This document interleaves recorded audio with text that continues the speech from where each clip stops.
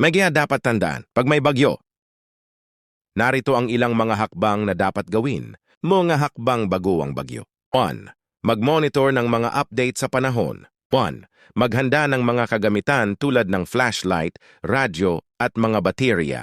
Tawan. Mag-imbak ng mga pagkain at tubig. 2.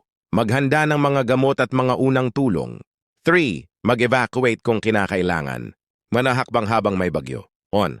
Manatili sa loob ng bahay. 2. Iwasan ang mga bintana at mga pinto. 3. Mag-ingat sa mga nagkalat na mga bagay. Water, huwag gumamit ng mga aparatong elektriko. 5.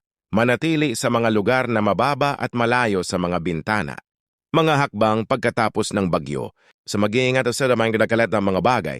2. Iwasan ang mga lugar na may mga sirang linya ng kuryente. 1. Maghanda ng mga kagamitan para sa paglilinis. 2. Magbigay ng tulong sa mga naapektuhan. 1. Mag-monitor ng mga update sa panahon. Mga dapat iwasan. 1. Huwag lumabas ng bahay kung hindi kinakailangan. 2. Huwag gumamit ng mga aparatong elektriko. 3. Huwag maglakad sa mga lugar na may mga sirang linya ng kuryente. Magkararinamitan na kailangan. 1. Flashlight at mga baterya. 1. Radyo at mga baterya. 2. Mga pagkain at tubig. 3. Mga gamot at mga unang tulong.